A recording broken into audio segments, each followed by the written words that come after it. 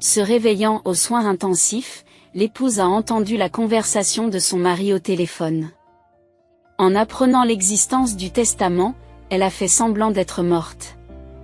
Leslie Dean reprend lentement conscience, comme à contre-séure.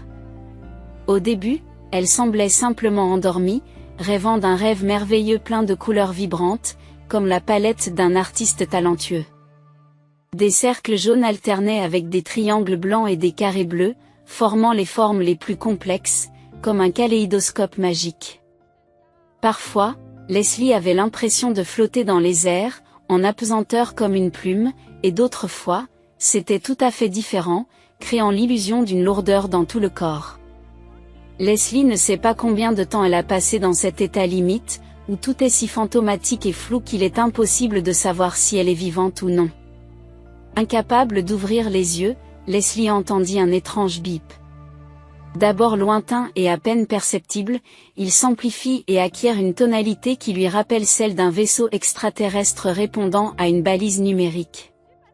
Sa conscience passa lentement de l'obscurité de l'oubli à la lumière de l'éveil.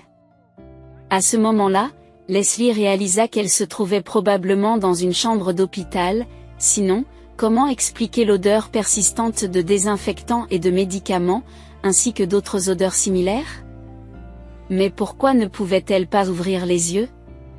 Était-ce vraiment si difficile? Les bruits des moniteurs et de l'équipement médical se font plus distincts, se mêlant harmonieusement au rythme des battements de son cœur. Rassemblant les forces qui lui restaient, Leslie sortit enfin de son état limite, et sa première sensation tactile fut la lourdeur de son corps, relié à un monde de fils, de bandes diverses et de drains. La lumière blanche aveuglante au-dessus de sa tête appuya sur ses yeux, provoquant une crise de panique. Pourquoi l'ont-ils allumé? Et il y avait aussi un étrange œil rond et bleu dans le coin, qui clignotait comme s'il comptait les moments de sa vie.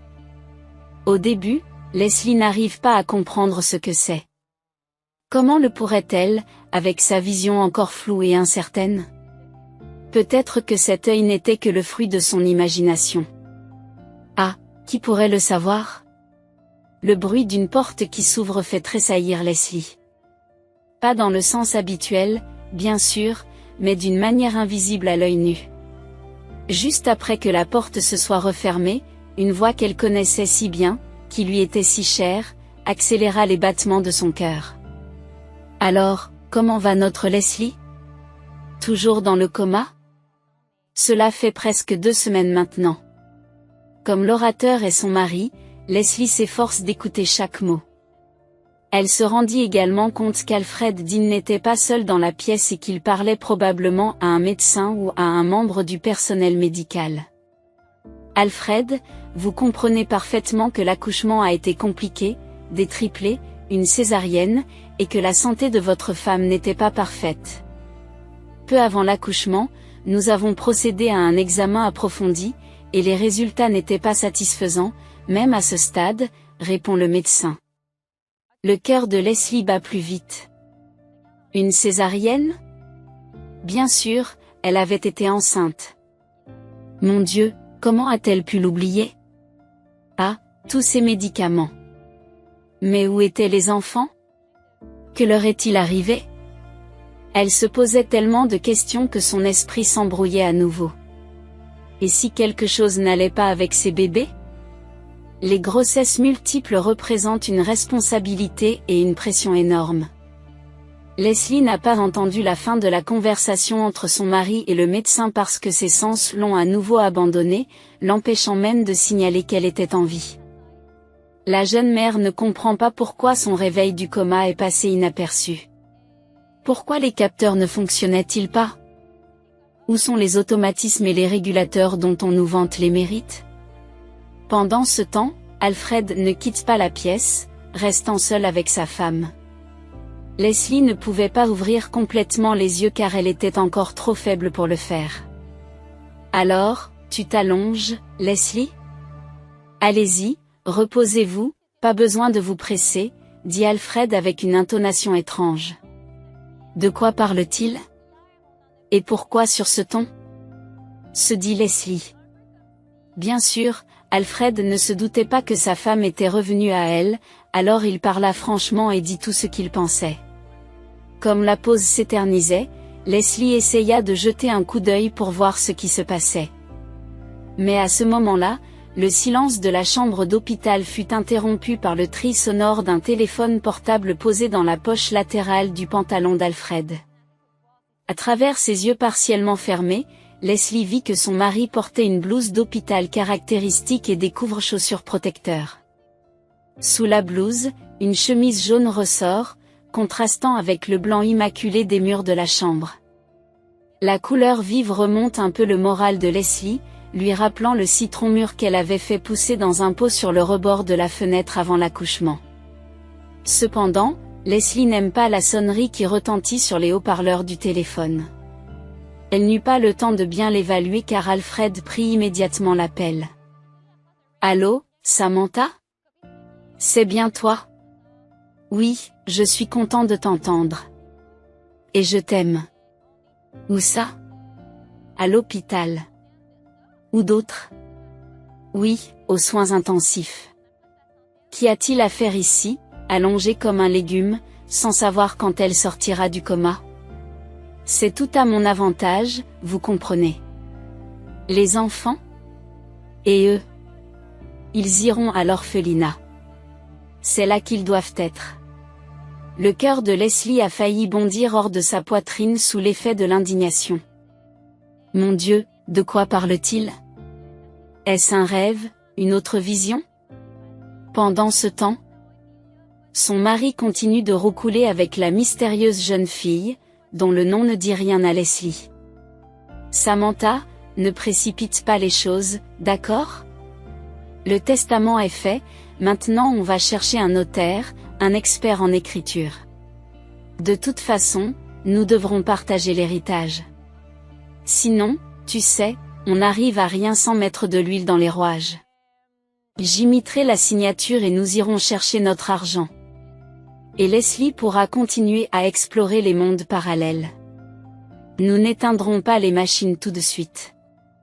Laissons-la respirer de l'oxygène pour la dernière fois. Bon, d'accord. Je dois y aller. Samantha, je dois encore amener ces enfants à l'orphelinat. Oui, d'accord. Je t'embrasse. Je t'embrasse. Leslie se sentit mal après avoir entendu ces mots. Mon Dieu, comment a-t-il pu parler de sa mort en sa présence? Et les enfants? Qu'est-ce qu'ils ont à voir avec ça? Il est impensable de confier les enfants à l'orphelinat. Où est la conscience après tout? Alfred resta un peu plus longtemps debout puis s'approcha de Leslie, sortant son téléphone, la photographia avec le flash. Elle ne sait pas pourquoi il fait cela. En général, voyant du coin de l'œil les manipulations de son mari, Leslie fermait les yeux, faisant semblant d'être morte. Laissez-le croire qu'il a gagné. Qu'il profite du moment de triomphe et qu'il utilise ce qui appartient aux autres. Mais je survivrai, quoi qu'il arrive. Je me battrai, puis je serrerai mes enfants contre ma poitrine, se répète mentalement Leslie, comme un mantra.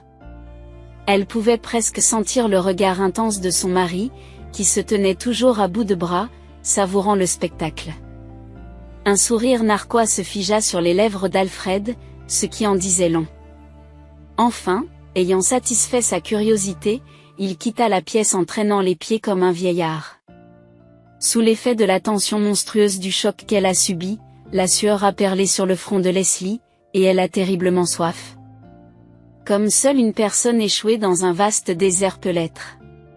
Sa langue desséchée se frotte contre son palais, tandis que Leslie tente de donner un signe. Après tout, dans les films, on voit toujours que lorsqu'une personne sort du coma, tout autour d'elle se met à biper et à briller de toutes les couleurs de l'arc-en-ciel, du rouge au jaune en passant par le vert. À ce moment-là, la porte de la salle s'ouvrit à nouveau et l'on entendit les pas prudents et légèrement hésitants de quelqu'un. Il s'agissait probablement d'une infirmière. Si c'était un médecin, il entrerait avec assurance et sans se presser, pensa Leslie. Pendant ce temps, les pas se rapprochaient. Elle ouvrit prudemment les yeux et vit qu'elle se trompait. Un jeune médecin, à l'air quelque peu embarrassé, se tient devant elle. Consultant fréquemment son bloc-notes, le médecin commença à inspecter soigneusement l'équipement connecté, vérifiant l'intégrité des connexions et le fonctionnement général des appareils. L'espace d'un instant, Leslie pensa même qu'Alfred avait envoyé cet inconnu en blouse de médecin pour hâter le moment d'obtenir l'héritage tant attendu du testament. Et pourtant, Leslie n'a pas laissé de testament. Pourquoi l'aurait-elle fait? Elle n'avait pas l'intention de quitter cette vie. Tout cela était l'œuvre de son mari. Le petit malin a tout composé lui-même. Il a imité la signature et soudoyé le notaire avec une grosse somme d'argent. Non, cela n'arrivera pas. Alors que Leslie attendait un tour de passe-passe de la part de l'inconnu en blouse de médecin, celui-ci ne fit rien de mal, se contentant de vérifier le vieux matériel médical, dont le remplacement était devenu une question d'honneur pour la patiente. En effet, Leslie pouvait se le permettre, car elle était connue comme la reine des mers. Des flottes de pêche sillonnaient toute la région, des usines flottantes de transformation du poisson fonctionnaient correctement. Et il y avait aussi le tourisme avec quelques hôtels sur la côte qui fournissaient un revenu stable. Eh bien, nous y voilà. Je le savais, un autre dysfonctionnement. Il faut que je prévienne le chef, se dit le médecin en vérifiant soigneusement un interrupteur. À ce moment précis, des sons étranges retentirent dans la pièce, signalant au personnel médical que le patient s'était réveillé. Le médecin sursaute de surprise et recule d'un pas. Oh, qu'est-ce que c'est? Ai-je fait quelque chose de mal? Leslie, rassemblant son courage, ouvre les yeux et croise immédiatement le regard du médecin. Il sourit et s'apprête à dire quelque chose lorsque la porte s'ouvre en trombe et qu'un réanimateur haletant se précipite à l'intérieur. Edward, tu agis encore de ton propre chef? Regardez ce que vous avez fait. L'équipement s'est détraqué. Pourquoi ai-je accepté de te prendre comme stagiaire? Je ne supporte pas de te voir. D'où poussent tes mains? Edward, visiblement gêné, jette un regard furtif à Leslie. Je n'ai rien fait de spécial, William. Je suis juste entré dans la pièce et j'ai vérifié l'équipement. Le chef, prenant une lampe de poche, se penche sur Leslie pour vérifier sa réaction à la lumière. Il remarque, et vous comprenez quelque chose à tout ça, Edward? Pourquoi diable avez-vous touché à l'équipement? Bien que vous ayez eu de la chance, il semble que vous soyez intervenu juste à temps. Notre patient s'est réveillé. Comment vous sentez-vous, Leslie? Elle força un sourire à la commissure des lèvres, mais elle n'avait pas la force d'en faire plus. William Dixon, lui, en est très satisfait. À ce moment-là, des personnes munies de divers instruments médicaux commencèrent à s'affairer autour de la patiente, mesurant, enregistrant, consultant le chef. Leslie se contente d'apprécier la sensation de calme et de retour à son univers familier. Pendant ce temps, le héros du jour, l'interne, se tenait modestement dans un coin, observant curieusement la patiente. Leslie tente désespérément de faire passer dans son regard tout ce qu'elle ressent dans ce moment délicat.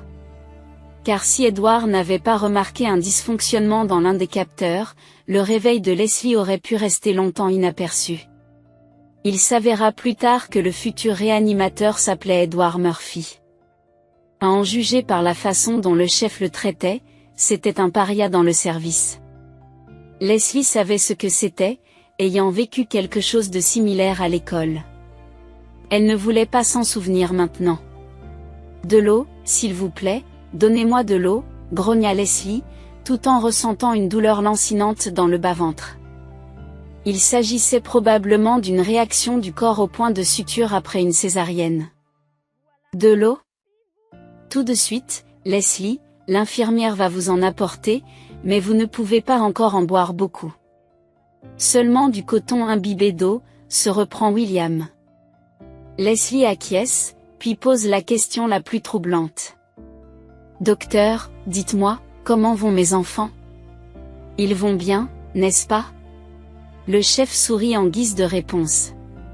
Oui, Leslie, les indicateurs sont excellents, même si, en raison de la situation particulière, nous les avons mis sous alimentation artificielle. Aucune allergie ou rejet n'a été constaté, alors félicitations, vous avez 2 garçons et une fille. À la mention des bébés, les yeux de Leslie se remplissent de larmes. Oh, Seigneur, comme elle aimerait pouvoir les prendre dans ses bras maintenant, mais elle ne le peut pas, du moins pas encore, peut-être plus tard, lorsqu'elle sera transférée dans un service normal. William, j'ai une requête à te faire. Promettez-moi que vous l'accomplirez, plaida Leslie avec le reste de ses forces. Le chef regarde la patiente avec surprise. Autre chose, Leslie? Les enfants, mes enfants, ne les donnez à personne, vous m'entendez? Je suis leur mère, vous comprenez. Le réanimateur secoue la tête. Oh, non, Leslie. À qui les donnerais-je? D'ailleurs, pour l'instant, les bébés sont à la maternité, pris en charge par d'autres spécialistes. Mon travail consiste à vous remettre sur pied le plus rapidement possible. Voyez-vous, à cause des particularités de votre corps, vous avez mal réagi à l'anesthésie et vous êtes tombé dans le coma, mais je vous assure que tout était sous contrôle. Après s'être un peu calmée, Leslie ferma les yeux avec lassitude. Elle pouvait maintenant se détendre un peu et se reposer, surtout après que l'infirmière lui ait fait une injection et que l'aide-soignante lui ait humecté les lèvres avec un coton-tige humide. Désormais, elle ne doutait plus qu'elle se rétablirait et que toutes ces visions de formes géométriques colorées appartiendraient au passé. La jeune femme d'affaires n'a plus peur non plus de son mari, qui est manifestement en train de préparer un mauvais coup.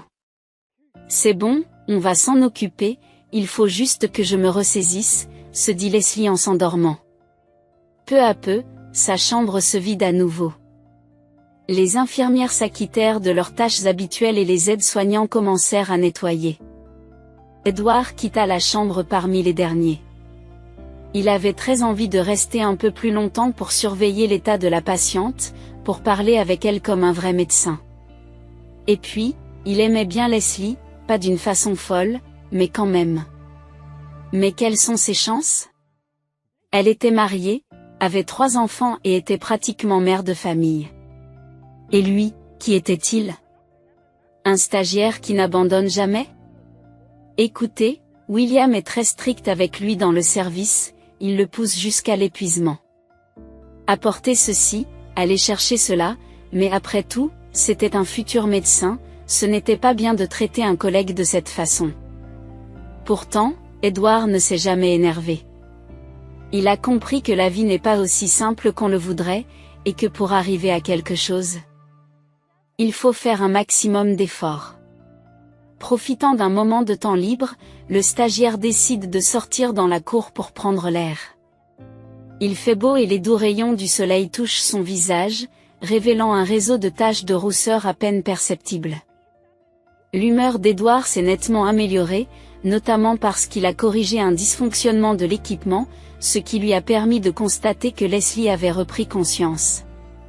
En même temps, Edward n'était pas sûr que l'équipement de la pièce soit défectueux, il le sentait juste avec un 6e sens insaisissable, ce qui l'a poussé à vérifier la connexion et le fonctionnement de l'appareil. Naturellement, William n'y attache pas beaucoup d'importance, se considérant comme le chef du service, guidé seulement par ce à quoi il est habitué depuis des années de travail en réanimation. Edward ne l'aimait pas dès le premier regard, et ce n'était pas le fait que ce type intelligent et cultivé l'ait corrigé sur la mauvaise prononciation d'un mot. Il y avait autre chose, inconnue même d'Edward. William était assez indulgent avec les autres stagiaires, leur accordant même parfois des pauses, mais Edward avait toujours quelque chose de compliqué et de difficile à faire. Lorsqu'un sans-abri était admis aux soins intensifs, Alexander Hart envoyait certainement Edward s'occuper de lui. Non, cela ne signifiait pas que l'homme en détresse recevait moins d'aide médicale que les autres patients, en ce sens, Alexander était méticuleux, riche ou pauvre tout de même. Ainsi, à la décharge d'Alexandre, on peut dire qu'il traitait tout le monde de la même façon. Édouard aimait beaucoup cette qualité, car lui non plus ne divisait pas les gens en riches et en pauvres. Il sympathisait toujours avec ceux qui étaient plus pauvres que lui et qui avaient besoin d'un morceau de pain, parce qu'il était lui-même passé par une école de vie difficile. S'enfuyant souvent de la maison où ses parents alcooliques mettaient en scène des scandales sans fin. Édouard s'enfuyait de chez lui pour trouver la paix et le réconfort désiré. Il aimait s'asseoir dans le parc, écouter le chant des oiseaux ou regarder les cygnes majestueux nager dans l'étang de la ville. Lorsqu'il a eu 10 ans, ses parents ont été déchus de leurs droits parentaux. Il a ensuite été placé dans un orphelinat pendant quelques années, puis dans une nouvelle famille d'accueil, dont le père et la mère travaillaient dans le secteur médical. C'est à ce moment-là qu'Édouard a réalisé qu'il voulait devenir médecin, comme ses parents adoptifs. Linda et Robert Austin ne lui ont imposé aucune condition, laissant à leur fils la liberté totale de choisir son avenir. Qu'il veuille étudier le droit, devenir médecin ou constructeur, ils lui ont promis un soutien total, ce qui s'est effectivement produit au cours de ses études universitaires. Dans son groupe, Édouard était l'un des meilleurs, non pas parce que ses parents médecins l'aidaient à la maison et lui donnaient de précieux conseils, mais parce qu'il voulait vraiment étudier et devenir un vrai médecin. Un médecin capable de guérir presque toutes les maladies et de soulager les souffrances des patients. Édouard est tiré de ses rêveries par la voix du concierge, Mark Johnson. « Bonjour, jeune homme, vous êtes sorti prendre l'air ?» Édouard sourit et répond immédiatement, « Oui, Mark, je suis sorti un peu, j'ai eu une minute de libre et j'ai décidé de prendre l'air. C'est tellement bénéfique. Je crois même que les promenades dans la nature peuvent guérir de nombreux maux. » Mark acquiesce. « Je te soutiens, Édouard. Je travaille maintenant comme concierge et tu sais quoi ? Je suis en bien meilleure santé qu'avant. Dans mes jeunes années, j'ai travaillé dans l'atelier thermique de l'usine, et tu sais quelle est l'atmosphère qui y règne ? Ma santé en a vraiment pris un coup. Mais lorsque j'ai pris ma retraite, les médecins m'ont recommandé de travailler physiquement et de passer plus de temps à l'extérieur, alors je suis devenu concierge. » Édouard regarde le vieil homme avec respect.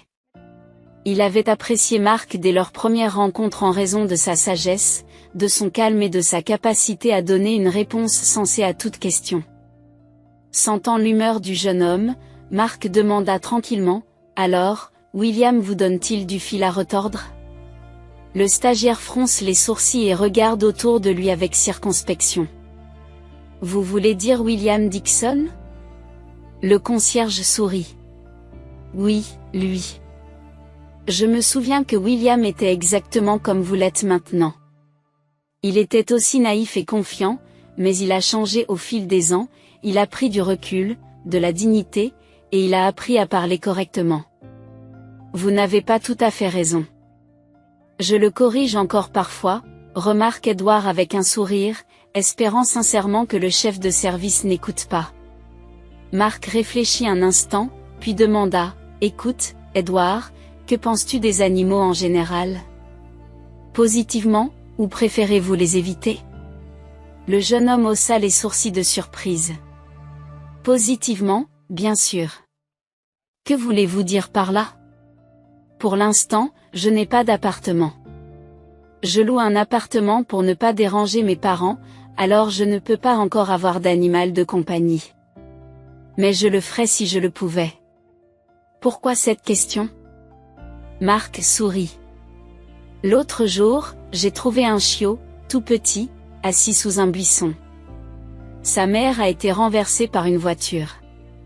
La pauvre, elle lui apportait un morceau de pain du kiosque de la boulangerie là-bas. Elle l'a trouvé de l'autre côté de la route et a décidé de l'apporter à son bébé pour le soigner, mais un chauffard l'a tué, bon sang. » Édouard haussa les épaules, dubitatif. « Un chiot ? Où est-il ? Je ne le vois nulle part. » Mark posa son index sur ses lèvres d'un air significatif. « Baisse d'un ton. Il vit dans ma réserve. Je ne l'ai montré à personne. Si le chef le voit, il va sûrement s'en débarrasser et le petit gars va mourir sans moi. » Je voulais l'accueillir moi-même, mais ça n'a pas marché. Je vis dans une petite chambre, pas de place pour lui. J'ai donné mon appartement à ma fille et à mon gendre. Edouard réfléchit un instant, puis dit, tu sais, ça ne me dérange pas, montrez-moi où il est. Si tout va bien, je le ramènerai chez lui après le travail. Je m'arrangerai avec ma propriétaire. Marc tapote l'épaule du stagiaire d'un air approbateur. C'est ça l'esprit, Edouard. Crois-moi, le chiot deviendra un bon chien. J'ai eu beaucoup de chiens dans ma vie et je peux dire que celui-ci sera loyal, courageux et qu'il n'aura pas peur d'un loup ou même d'un ours. Tu m'as vraiment intrigué, Marc. Allons le voir. Malheureusement, Edouard n'eut pas l'occasion de mettre son plan à exécution car il entendit immédiatement le cri de colère du chef de département. Edouard, où vas-tu encore t'égarer? Va dans la chambre de Leslie Dean et vérifie qu'elle va bien, puis fais-moi un rapport. Ton avis m'intéresse pour comprendre comment tu penses et quel genre de médecin tu deviendras. Edouard tressaillit et jeta un coup d'œil nerveux autour de lui. D'accord, William, j'y vais. Marc secoua la tête et ajouta tranquillement, tu ferais mieux d'y aller, Edouard, ou tu auras des ennuis. Tu pourras récupérer le chiot après ton service. Je le mettrai dans une boîte avec des trous pour que tu puisses le prendre plus facilement. Merci. J'apprécie. Edouard acquiesça et se dépêcha de retourner au service. En entrant dans la chambre, Edouard remarqua immédiatement que Leslie était réveillée, l'observant à travers des yeux mi-clos. Merci pour votre aide. Chuchota la patiente. Edouard sursaute et la regarde. Ce n'est rien. C'est mon travail. Je ne savais même pas que l'équipement était défectueux. J'ai juste eu un sentiment étrange et j'ai décidé de vérifier. Ce n'est pas surprenant. L'équipement est vieux et ce genre de choses arrive. Rien de grave, mais il vaut mieux que les machines fonctionnent correctement pour la tranquillité d'esprit de tout le monde. Leslie réfléchit un instant, puis demande, Edouard, c'est bien votre nom? Pourriez-vous aller voir mes bébés à la maternité? Ils me manquent tellement. Si vous le pouvez, prenez une photo d'eux avec votre téléphone et montrez-la moi. Ou peut-être une petite vidéo. Juste quelques minutes, s'il vous plaît? Je veux juste les voir, ne serait-ce qu'un instant. Vous pouvez? Edouard regarde le patient d'un air dubitatif. Bien sûr, il était prêt à répondre immédiatement à sa demande.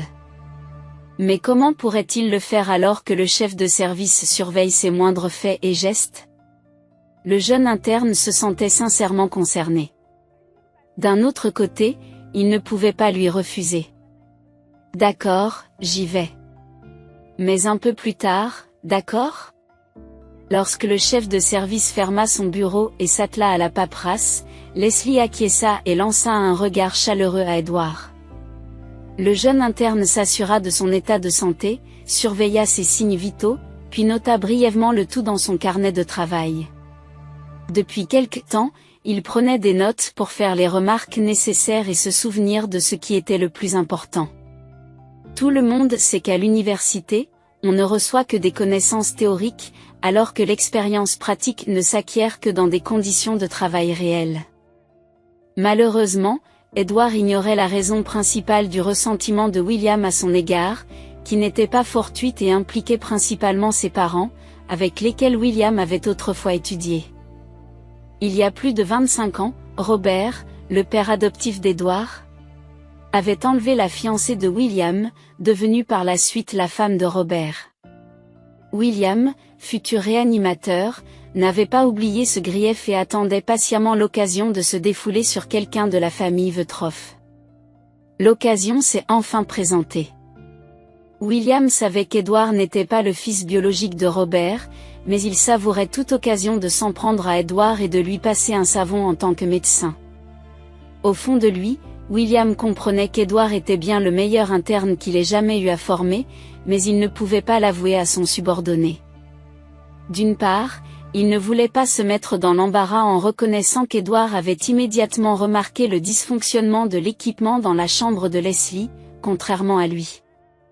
D'autre part, William craignait de saper son autorité, qui était restée inébranlable aux yeux de nombreux internes depuis des années. Attendant le bon moment, Edward décide d'accéder à la demande de Leslie et se faufile dans le service où sont gardés ses triplés. Cependant, en quittant l'unité de soins intensifs, il ne s'aperçoit pas qu'il est surveillé de près par l'infirmière en chef, Teresa Lee, qui rapporte immédiatement l'incident à William. Peu de gens savaient qu'une partie des fonctions de Teresa consistait à surveiller officieusement le personnel pour maintenir l'ordre. Essentiellement, elle était l'informatrice de William, ce qui permettait au patron d'être impliqué dans toutes les questions importantes, de savoir qui disait quoi, qui pensait quoi et ce qu'il pensait de la direction. La rumeur disait que Teresa et William étaient même assez proches, d'une manière qui ne devait pas être rendue publique, car tous deux étaient mariés et avaient des enfants. Voyant le beau jeune stagiaire à la porte de la maternité, l'infirmière de service lui demande « Eh bien, qu'est-ce que vous voulez faire ici ? Vous ne faites pas votre stage en soins intensifs ?» Edward sourit timidement. Puis dit « Une patiente m'a demandé de vérifier ses bébés, Leslie Dean. Vous la connaissez ?» Karen sourit. « Bien sûr que je la connais. Des triplés, vous savez, c'est difficile d'oublier quelque chose comme ça. Depuis que je suis ici, cela ne s'est jamais produit, c'est donc une sensation pour notre service. Il paraît même qu'on va en parler dans le journal local et à la télévision. » Edward haussa les épaules, confus. Edward haussa les épaules, confus. Des triplés, c'est juste des triplés. Karen pinça ses lèvres pulpeuses d'un air indigné. Tu ne sais pas ce qui est le plus important. Elle est tombée enceinte par insémination artificielle. C'est-à-dire avec du matériel prélevé dans une banque de données génétiques spéciale. Vous en avez entendu parler ? J'en ai entendu parler, mais je n'y ai pas eu affaire personnellement et je n'y ai pas vraiment réfléchi, répondit Edward. L'infirmière sourit. Vous devriez y réfléchir. C'est une bonne chose, surtout quand le mari ne peut pas avoir d'enfant. Edward ne commente pas la remarque de Karen et demande plutôt où se trouve la chambre dont il a besoin. Comprenant que la conversation était terminée, Karen lui a indiqué en détail où aller et comment s'y rendre. Alors qu'il s'éloignait, elle ajouta « Edward, attends, écoute, le père rend visite aux enfants, alors tu ferais mieux d'attendre près de la porte et d'entrer plus tard. » Mais Edward n'a pas entendu les derniers mots de Karen, car il s'est dépêché de répondre à la demande de Leslie et de retourner à son pupille sans se faire remarquer.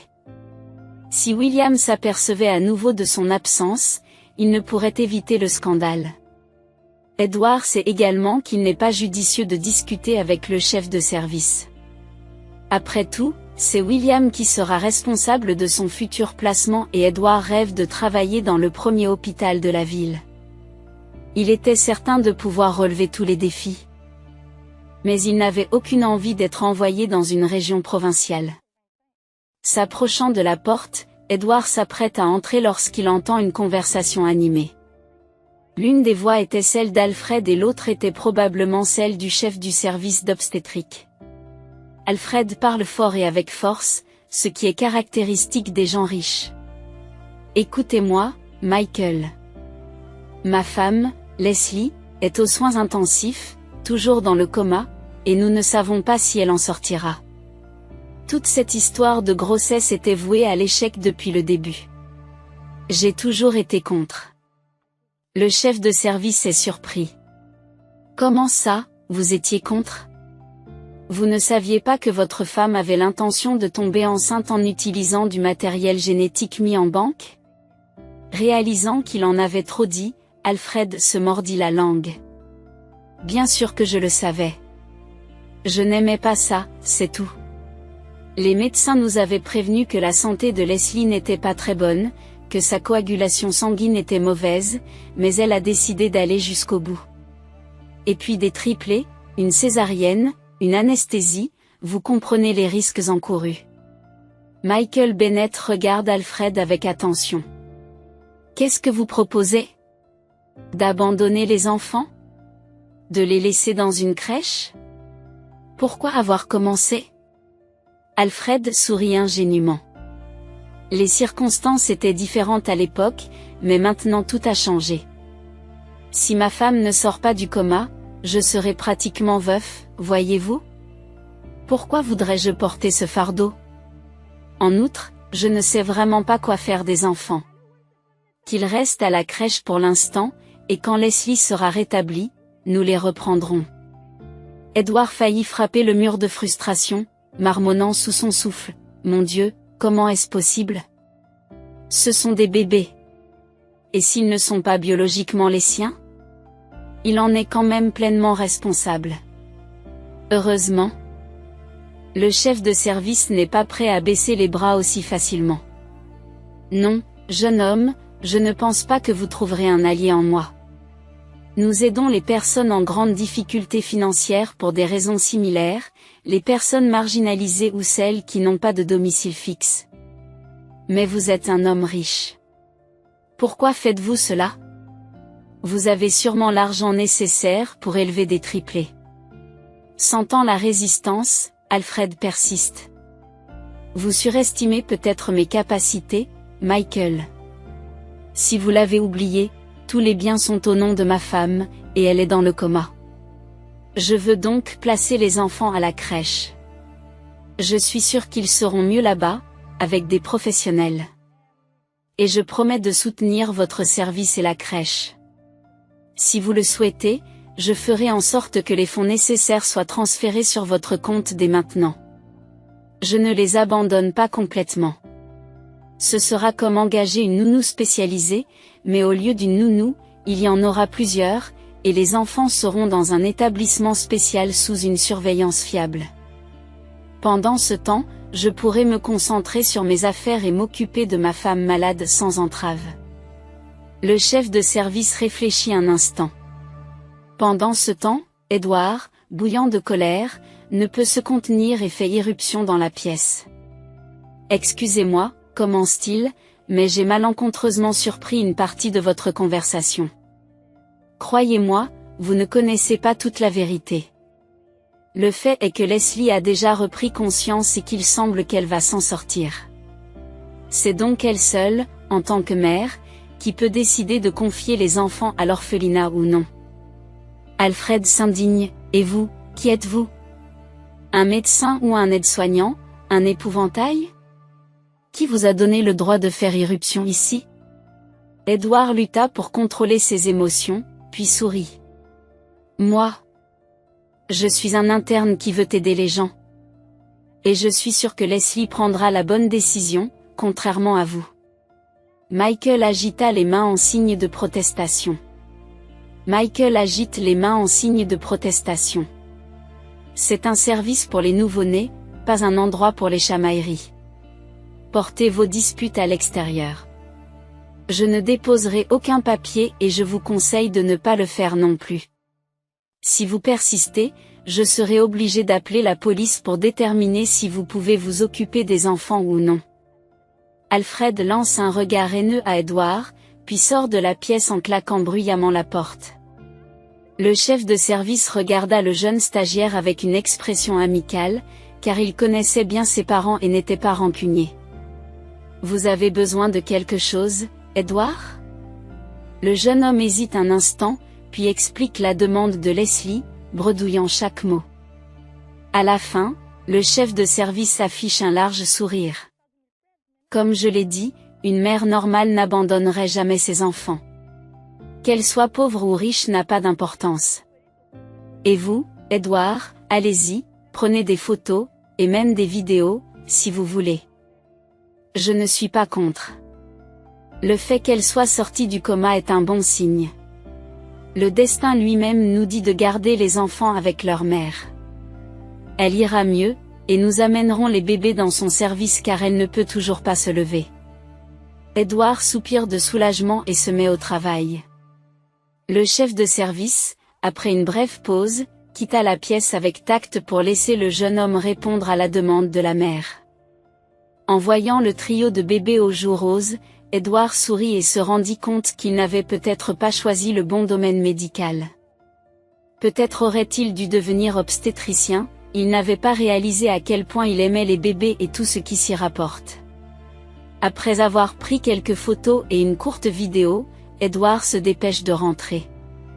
Tout semblait s'être bien passé. Mais alors qu'il traversait le couloir près de l'unité de soins intensifs, William l'intercepta d'un air triomphant. « Où t'es-tu encore égaré, Edward ? Je vois que tu veux vraiment finir en stage en province ? Fais attention, ou je ferai en sorte que ta vie devienne intéressante. Si tu échoues à ce stage, je veillerai personnellement à ce que tu sois placé comme stagiaire à la morgue. Là, tu n'auras pas d'ennui, c'est la dernière étape. Ce n'est pas l'endroit le plus agréable, ça sent le désinfectant en permanence, le froid, les reniflements et les bronchites en permanence. C'est un centre de vacances, vraiment. Mais je veux devenir médecin réanimateur, William. Je vous l'ai dit. Le chef de service sourit. Ah, et alors ?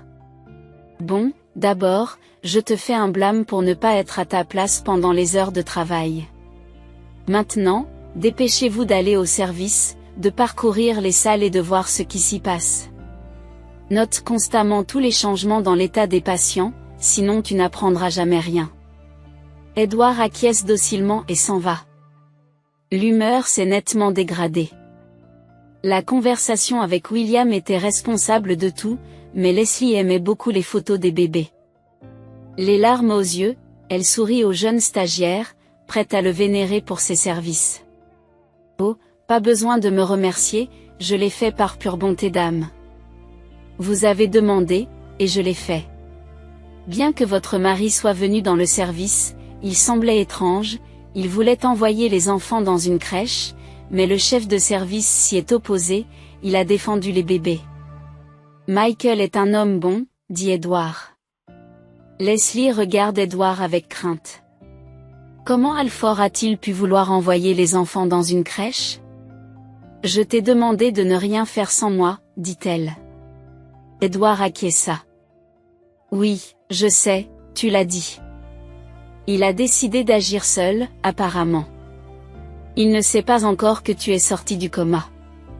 Leslie remercia encore Edward pour son aide, puis sombra dans une réflexion douloureuse. Elle n'avait jamais douté qu'Alford l'avait trahi, et c'était essentiellement sa faute. En tant que riche femme d'affaires, elle avait pris sous son aile un serpent sous la forme de son futur mari, issu de la coopérative locale, qui travaillait autrefois sous sa direction. Avant de rencontrer Leslie, Alford n'avait rien de spécial. Il menait une vie ordinaire, comme une pierre qui roule. Il ne restait jamais longtemps au même endroit, changeait constamment de travail et avait toujours besoin d'argent. Leslie, quant à elle, est partie de rien. Elle a commencé à pêcher par hasard lorsqu'Axe engrave l'aube de sa carrière professionnelle, elle a appris qu'elle pouvait acheter des actions de l'usine locale de transformation du poisson à un prix avantageux. Elle a même dû contracter un prêt auprès de la banque pour acheter l'entreprise, qui s'est finalement avérée très rentable à plusieurs reprises. Sous sa direction, la pêche dans la région est redevenue florissante et a commencé à rapporter des revenus élevés et réguliers. En outre, tout au long de la côte, des zones touristiques sont apparues, avec quelques bons hôtels et un réseau de snack-bars. Mais le plus étonnant, c'est que Leslie ne s'est jamais considérée comme trop riche pour faire étalage de son statut. Comme avant, elle conduisait une voiture modeste, n'avait pas de sécurité ni de domestique dans sa propre maison. Mais Alford, en s'installant dans sa luxueuse résidence, a immédiatement insisté pour qu'elle soit entièrement rénovée et que des domestiques et des agents de sécurité soient engagés. Leslie s'est toujours occupée elle-même de tout dans la maison, faisant le ménage, préparant de délicieux dîners et s'occupant même des feuilles dans son propre jardin et dans les environs. Alford, lui, voulait du luxe et de la richesse, ce qu'il n'avait jamais vu de sa vie. Lorsqu'il a la possibilité d'accéder aux actifs financiers de sa femme, il devient obsédé par cette idée une fois pour toutes. Leslie ne sait pas qui est Samantha, la personne à qui son mari parle au téléphone. Elle se doutait qu'il s'agissait probablement d'une des assistantes travaillant dans l'un des hôtels de la côte. Il y a un an, lorsque Leslie a appris qu'Alford ne pouvait pas avoir d'enfant, elle n'a pas divorcé et lui a proposé une solution alternative, tomber enceinte artificiellement. Alford a mal pris cette proposition et Leslie a froncé les sourcils. « Comment peux-tu parler d'enfant comme ça ? Ce sera mon enfant, tu comprends ?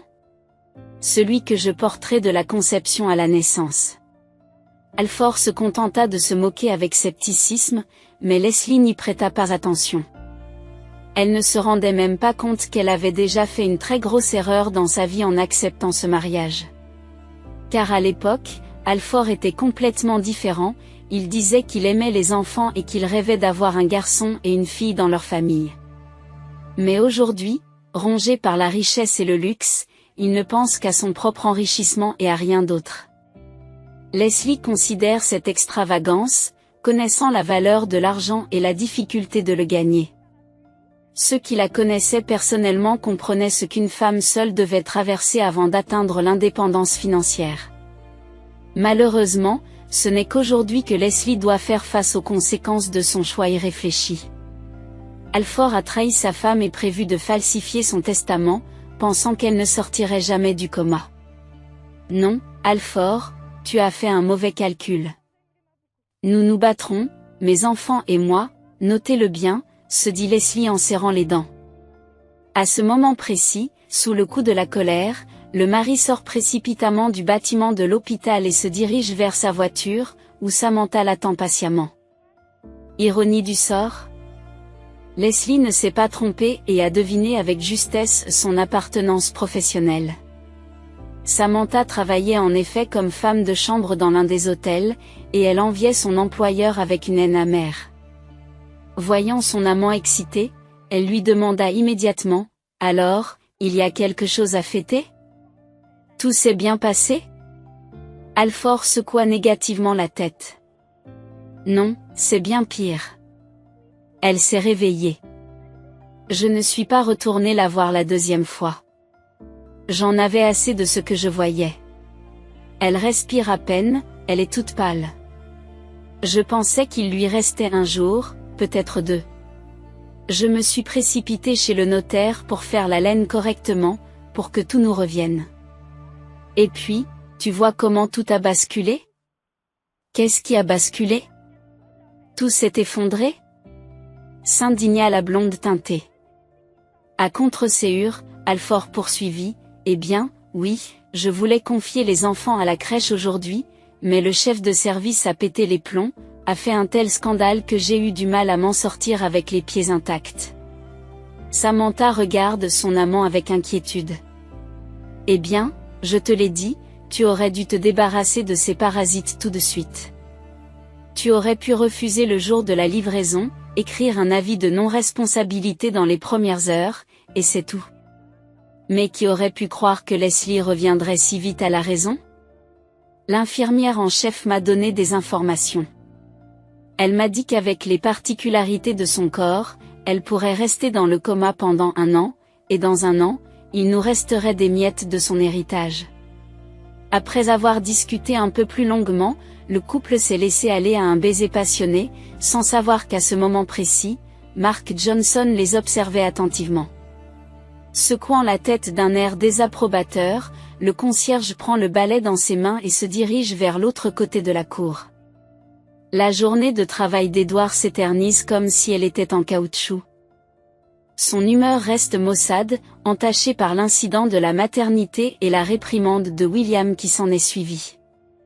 Au fond, Edward comprenait qu'il n'avait rien fait de mal, mais d'un autre côté, ses actions méritaient d'être critiquées par le patron, qui allait maintenant décider si Edward méritait de travailler dans ce service ou non.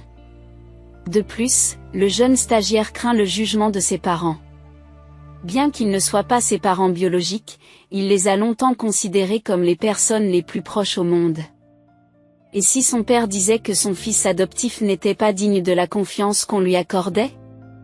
Sa mère ne le critiquerait pas, bien sûr, mais elle verserait sûrement une larme et soupirerait tristement, et le cœur d'Edward se serrerait de pitié. Après avoir attendu la fin de son service, il se changea et quitta rapidement l'unité de soins intensifs. À ce moment-là, une voix masculine familière l'interpella. « Et, où vas-tu » Edward se retourna et secoua la tête avec dépit. « Oh, désolé, Marc, j'ai été un peu distrait. Bien sûr, je vais prendre l'enfant trouvé. Laissez-moi la porter ici. » Prenant la boîte des mains du concierge, le type regarda à l'intérieur et sourit joyeusement. Il y avait en effet un petit chiot, qui reniflait avec amusement d'un côté à l'autre et respirait bruyamment l'air. « Tu sais, n'oublie pas de le choyer avec du lait pour la première fois, d'accord ? Et ne lui donnez rien de solide pour l'instant.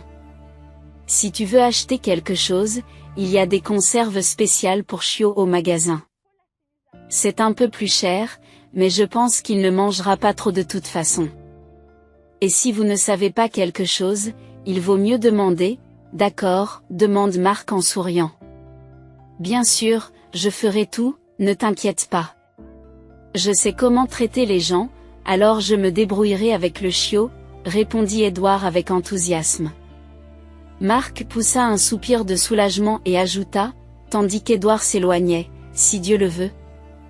Si Dieu le veut. Très bien, fiston, à plus tard. Prenant la boîte dans ses mains, Edward se dirigea rapidement vers l'arrêt de bus le plus proche. Les passants regardent ce grand jeune homme qui porte un étrange fardeau. Cependant, Edward ne s'en souciait plus, car il avait vécu tant d'événements inattendus ce jour-là qu'il était prêt à tout. Heureusement, le propriétaire accepte que le jeune homme garde le chiot dans la maison qu'il loue et qu'il nomme Max. « Max, tu es prêt à manger ? Je vais te verser du lait, émietter du pain dedans et tu auras ton déjeuner, plutôt ton dîner, dit Edward en souriant. Bientôt, un petit bol de lait chaud et de pain mou, donnant à la substance l'épaisseur nécessaire, fut placé devant le chiot duveteux. En regardant Max savourer avidement la friandise, Edward se surprend à ne pas aimer Alfred, le mari de Leslie. Il se comportait de manière trop arrogante à l'hôpital et se considérait comme le maître de la situation, alors qu'en réalité, c'était tout le contraire, et qu'il n'en était certainement pas un. À ce moment précis, Leslie réfléchit à ce qu'elle va faire. Tout d'abord, par l'intermédiaire de l'aide-soignante de service Shirley, elle demanda à apporter son téléphone et à le tenir à l'oreille. La jeune fille a l'air embarrassée, mais voyant le regard suppliant de Leslie, elle accepte. « D'accord, mais assurez-vous que William ne le voit pas, » dit-elle, avant de se précipiter vers le poste d'infirmière, où elle avait rangé son sac à main avec le smartphone. De retour auprès de Leslie, elle compose le numéro nécessaire sous sa dictée et tend le téléphone à l'oreille de la patiente.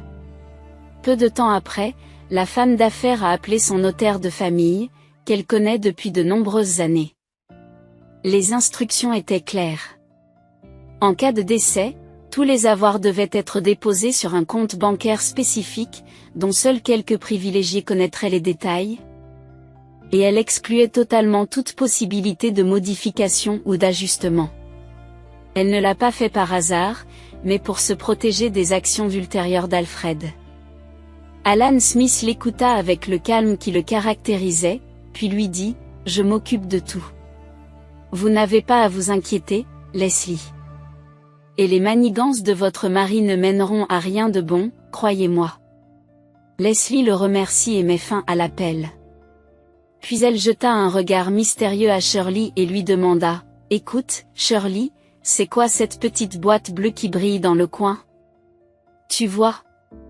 L'aide-soignante se retourne et remarque dans le coin supérieur droit de la pièce un i miniature dirigé vers le lit du patient. Ah, ça. C'est une caméra de surveillance cachée, s'étonne Shirley. Récemment, toutes les chambres de l'unité de soins intensifs ont été équipées de ces caméras. Vous savez, tout peut arriver. Les patients peuvent reprendre leurs esprits et tomber du lit. Leslie acquiesce et pose immédiatement la question qui l'inquiète, alors, si vous le souhaitez, pouvez-vous regarder les vidéos de ces caméras ? Shirley acquiesce. Oui, je suppose que c'est possible. Mais l'enregistrement n'est pas stocké chez moi, il est chez William, le chef du département. C'est sa responsabilité. Il a toujours voulu contrôler l'ensemble du processus depuis chez lui, alors nous sommes très stricts à ce sujet ici, dans le service. Nous sommes occupés toute la journée comme des abeilles car nous ne savons jamais exactement où la caméra est placée. Et vous, je vois que vous avez des yeux aiguisés qui l'ont tout de suite remarqué. Leslie sourit. J'en ai moi-même plusieurs. Eh bien, sur les quais, là où se font les expéditions de poissons et tout ça. Je m'y connais donc en caméra, répondit respectueusement Shirley à la femme d'affaires. Leslie poursuit prudemment, je l'ai remarqué tout de suite, mais j'ai hésité à demander et je n'en ai pas eu la force. Mais maintenant, j'ai absolument besoin de cet enregistrement. Bref, Shirley, appelez William pour moi. Il faut que je lui parle. Shirley acquiesce et s'empresse de répondre à la demande. 5 minutes plus tard, le chef de service était déjà dans la chambre. Après avoir regardé attentivement les yeux de la patiente, il lui demanda « Vous avez besoin de quelque chose, Leslie ?» En réponse, elle lui fait un clin d'œil significatif et lui raconte lentement l'essentiel de sa demande. William écouta en silence, mais lorsqu'il saisit l'essentiel, il comprit que les paroles de la patiente avaient un sens. « Oui, je pense pouvoir vous aider. D'habitude, les enregistrements sont mis à jour tous les 2 jours, mais cela ne fait que quelques heures ici. Je pense que je peux vous aider. Êtes-vous sûr de vouloir faire cela? Vous devriez peut-être faire la paix avec votre mari. » Qui sait ce qu'il a dit? Leslie secoue la tête. Non, j'ai vraiment besoin de cet enregistrement. Et je veux que vous le transmettiez à mon notaire, Alan Smith. Il est au courant de tout ce qui se passe et viendra le chercher demain matin. Et il s'en occupera lui-même. Le chef de service sourit mais hésite encore à poser la question qui le préoccupe. Mais Leslie comprenait déjà ce qui préoccupait le grand chef médical. William, vous n'avez pas à vous inquiéter de l'avenir de votre service. Après mon départ, je veillerai à ce que vous receviez les équipements les plus récents, je rénoverai la façade et j'aménagerai la cour. D'une manière générale, je pense pouvoir vous faire plaisir et vous remercier de m'avoir ramené au bord du gouffre. Le chef rougit jusqu'à la racine des cheveux. Vraiment, il y a des gens qui voient clair en vous. Après avoir hésité un instant, William remarqua, en fait, ce n'est pas moi que vous devriez remercier, mais notre stagiaire, Edward. Je le bouscule peut-être, mais c'est un homme compétent. Croyez-moi, un jour, il prendra définitivement ma place. Leslie sourit en signe d'approbation et ferma les yeux de soulagement. Elle allait pouvoir se reposer un peu et reprendre ses esprits. Le lendemain matin, Alfred et sa compagne, Samantha, eurent une très mauvaise surprise, la police fit irruption chez eux et les menotta. L'enregistrement réalisé par une caméra cachée s'est avéré être la preuve irréfutable qu'Alfred avait l'intention de mettre en place un plan astucieux. En fait, tout était déjà prêt, mais Leslie a réussi à être plus maligne que lui et à lancer une attaque préventive. Bien entendu, lors du procès, Samantha a pris ses distances, prétendant qu'Alfred et elle n'avaient rien à voir dans l'affaire. Elle perd néanmoins son emploi à l'hôtel Costal. Alfred, quant à lui, doit faire face à une punition, même si elle n'est pas aussi sévère qu'on aurait pu le souhaiter. Conscient de son échec, l'escroc a tenté d'obtenir le pardon de Leslie, lui envoyant des SMS larmoyants et des notes de passage depuis la prison. Mais la jeune femme avait déjà pris la décision que ses proches et ses connaissances attendaient d'elle. De retour de l'hôpital, elle a pris, sous les applaudissements des infirmières et des sages-femmes, un trio du service des nouveau-nés, mais elle n'a pas quitté la clinique seule. Elle est partie avec Edward, qui s'est porté volontaire pour l'aider. À la surprise générale, le jeune interne l'a fait de son plein gré. Prenant l'un des bébés des mains de la jeune maman, Edward a accepté de poser sans plus attendre pour une photo mémorable, avec un grand sourire. Depuis, Une relation de confiance s'est établie entre lui et Leslie, qui les a finalement conduits au mariage. Mais cela ne s'est produit qu'après qu'Edward a terminé son internat et est devenu l'un des médecins de l'unité de soins intensifs, où il a encore été chaleureusement accueilli par William Dixon. Aujourd'hui, les parents adoptifs peuvent être fiers d'un fils aussi responsable, qui a non seulement fait ses preuves en tant que véritable spécialiste dans les murs de la clinique, mais qui a également trouvé l'amour de sa vie, ainsi que 3 petits-enfants pour le couple Murphy, aujourd'hui âgé. Si vous avez apprécié cette histoire, n'hésitez pas à la soutenir en l'aimant et en la commentant.